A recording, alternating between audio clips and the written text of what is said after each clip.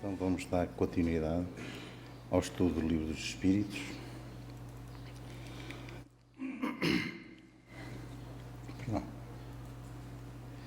Vamos para a pergunta 419.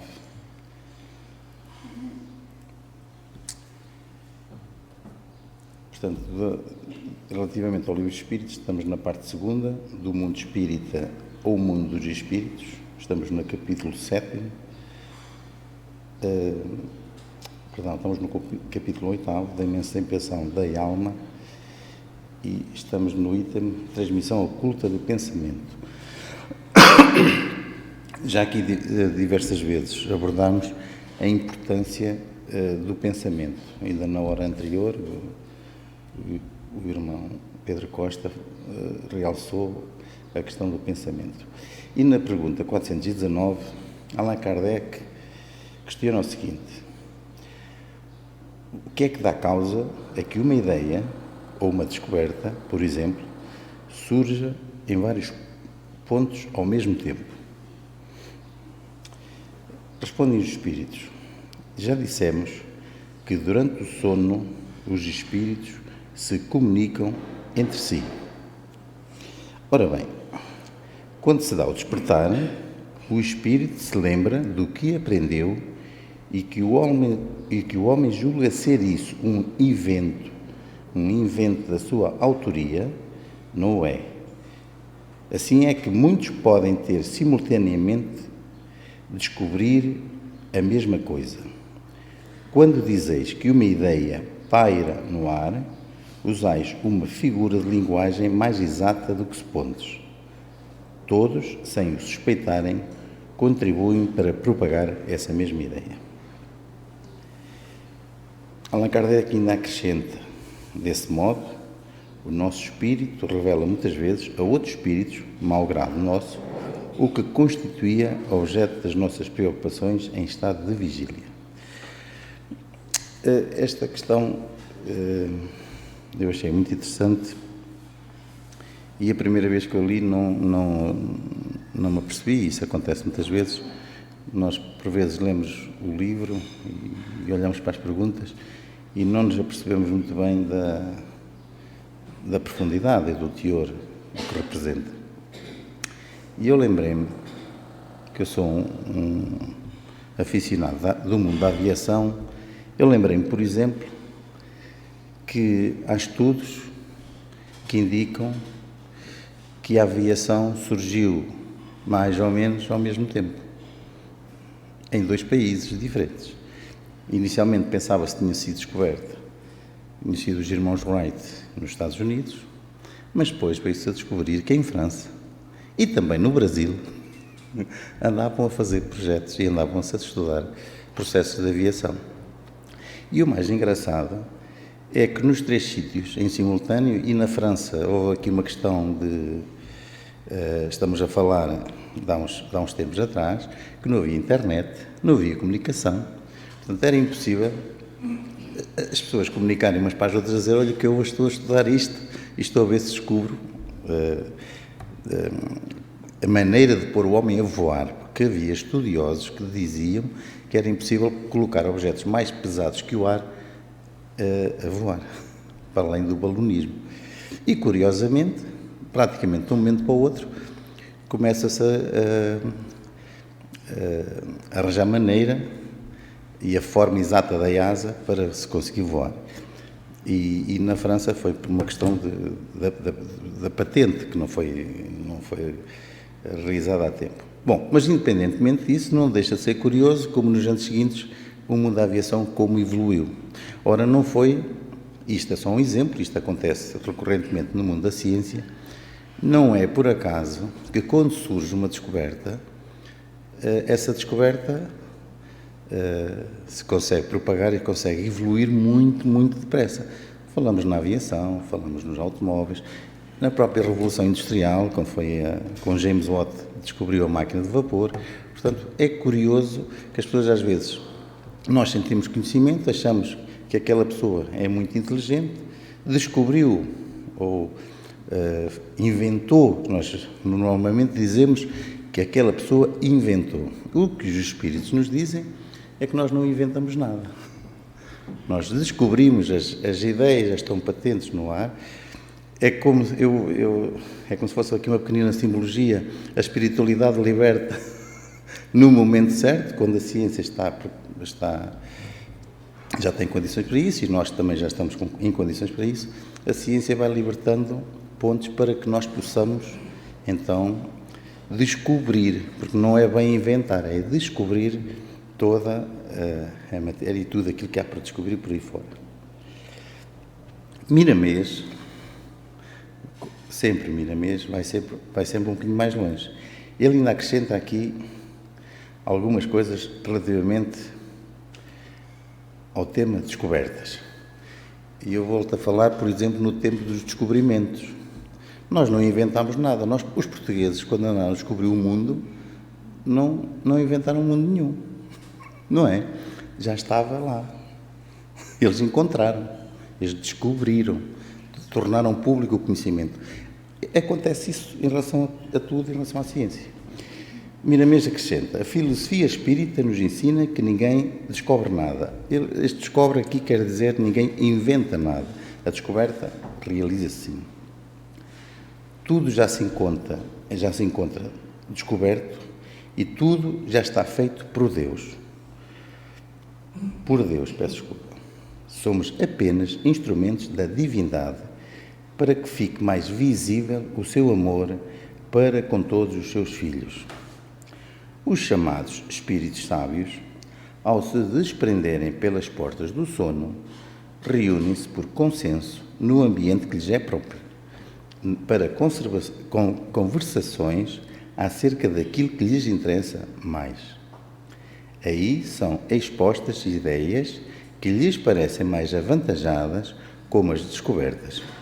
E pode ser que nessas conversas surja o que falta para alguns deles, no sentido de descobrirem o que está feito pela eternidade. Ao acordarem, lembram-se da chave que lhes faltava para completar o seu ideal, e como foram muitos os que ali estiveram em assembleia, vindos de vários países. As descobertas, assim, podemos chamá-las, surgem simultaneamente em vários lugares do globo, uns mais atrasados e outros com certa dianteira, tudo de acordo com a percepção de cada criatura e determinação do plano espiritual. Isto vai exatamente de encontro àquilo que nós falámos há bocadinho. E eu dei o exemplo da aviação e não falta, e se nós estivermos um bocadinho mais atentos, não faltam por aí exemplos de muitas coisas serem descobertas quase que em simultâneo em várias partes. Nós ainda acrescentamos aqui um pequenino tópico. Por exemplo, na codificação que Allan Kardec fez do próprio Espiritismo, houve ou não houve muitos fenómenos espíritas nessa altura pelo globo fora. Não se concentraram, os fenómenos espíritas não se deram só em França, não é? Ele, pelo método universal da pesquisa científica, não se limitou àquilo que acontecia em França e aos Estados Unidos, mas sim a vários pontos do globo. E não é por acaso que nessa altura em que Allan Kardec estava precisamente a fazer codificação, os fenómenos espíritas eram muito frequentes, e foram muito frequentes, e houve disponibilidade de muitos médios nessa altura também.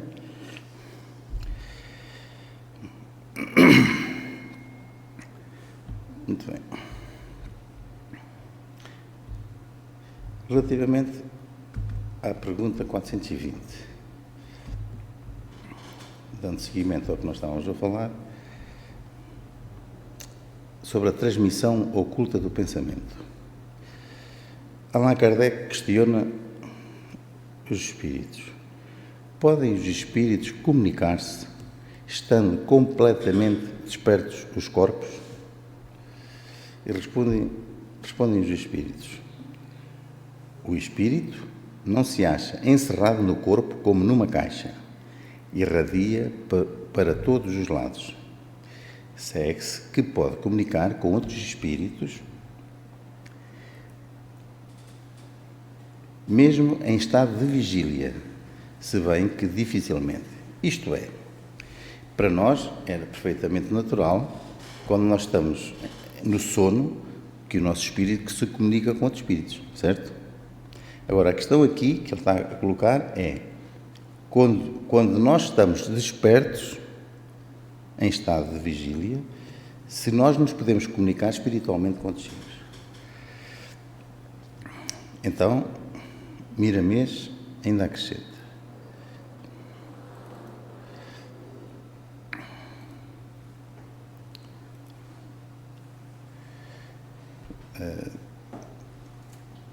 O título que Miramês chama é Comunicação Espiritual no Estado de Vigília. Pode-se dar a comunicação dos espíritos em estado de vigília, um encarnado comunicando-se com outro, mesmo à distância. O encarnado comunicar-se com o desencarnado também é possível. É comum e é facilmente com o advento da doutrina dos espíritos. Esta faculdade nós chamamos mediunidade, certo? E para nós não é desconhecido a faculdade que nós temos do encarnado se comunicar com o desencarnado. Este intercâmbio existe desde que o homem foi criado, porém, aperfeiçoado por Jesus e tendo seguimento pela doutrina espírita, hoje muito comum no mundo inteiro e principalmente no Brasil. Com a evolução das criaturas, esta faculdade de comunicação vai ficando cada vez mais apurada e a telepatia torna-se um dom usado por todos na plenitude que ela pode oferecer. O pensamento adestrado é força divina, sem barreiras no universo. De espírito para espírito se dá a comunicação, estejam eles encarnados ou desencarnados. O pensamento fala onde quer que seja. Já aqui diversas vezes falámos que a comunicação dos espíritos se faz através do pensamento. E já diversas vezes aqui chamámos a atenção de que o pensamento tem muito mais poder do que às vezes nós imaginamos. E nós, se calhar não, de certeza, é a altura, através do nosso conhecimento, nós temos mais cuidado com aquilo que pensamos. Temos mais cuidado em nós fazermos uma reflexão, como fazia Padre Agostinho, saber se aquilo que nós pensamos e aquilo que nós agimos, se realmente é positivo ou nem tanto assim. Nenhum de nós age sem ter um pensamento primeiro. Pode às vezes ser muito... pode ter ali uma ação-reação muito rápida, mas nenhum de nós age meramente com instinto animalesco. Todos nós agimos, antes de agirmos temos primeiro um pensamento. E por vezes não fazemos já essa tal ação, mas o pensamento tem uma força tremenda. Então nós devemos vigiar esses mesmos pensamentos, como já há bocado o Pedro Costa também referiu na palestra anterior. Na pergunta 421, Allan Kardec questiona como se explica que duas pessoas perfeitamente acordadas tenham instantaneamente a mesma ideia. Isto nós também já tivemos conhecimento de casos que isso pode acontecer. Os espíritos respondem: são dois espíritos simpáticos, isto é, estão na mesma sintonia, que se comunicam e veem reciprocamente os seus pensamentos respectivos, embora sem estarem adormecidos os corpos. Os corpos não estão adormecidos, mas o nosso espírito está sempre bem desperto. Allan Kardec ainda refere: há, entre os espíritos que se encontram, uma comunicação de pensamento que dá causa a que duas pessoas se vejam e compreendam, sem precisarem de sinais ostensivos da linguagem. Poder-se dizer que falam entre si a linguagem dos espíritos. Miramês acrescenta aqui mais um pequeno trecho relativamente aos pensamentos semelhantes. A analogia dos pensamentos faz duas pessoas ou mais e, no mesmo instante, pensarem exatamente a mesma coisa. A formação dos pensamentos ainda é um mistério para as criaturas humanas. Sempre nos encontramos com essa pergunta: como se formam os pensamentos? A força que pensar vem de Deus. Ela é, pois, a sila do Senhor, que a passa às nossas mãos como luz divina, de modo a que possamos dar-lhe as tonalidades que queiram os nossos corações. A virgindade dos nossos pensamentos nasce de Deus. Nós somos apenas controladores, amplificadores e tonalizadores dos seus destinos. Tornam-se os pensamentos semelhantes que podem nascer onde semeamos. O homem afável, em todas as suas comunicações, já se encontra amadurecido de alguma forma e começa a iluminar as suas ideias. O homem cristão, que já deixou nascer o Cristo na sua intimidade, passa a mostrar o seu verbo ameno e a sua conversa se eterniza nos corações, levando a esperança e a fé para os que sofrem. Os pensamentos são domáveis, desde que comecemos a trabalhar neles, antes que despontem na cidade da mente. Isso requer um pouco de paciência, de boa vontade e de conhecimento dos segredos do amor. E é por isso que nós, no centro, vimos cá tomar o conhecimento e vimos cá realçar a importância do amor e temos sempre um padrão que nós podemos seguir. Temos sempre um exemplo que nós podemos seguir, que é Jesus. Eu tenho a certeza que nenhum de nós pensamos um bocadinho, nenhum de nós tem dúvidas que pela mente de Jesus Cristo, pelo Espírito de Jesus Cristo, não passam pensamentos negativos. Nunca passaram, não é? Só se fosse lá no início, quando ele foi criado. Jesus Cristo, como ele é agora, Espírito Crístico, tem pensamentos positivos e são pensamentos que nos dão um bom exemplo.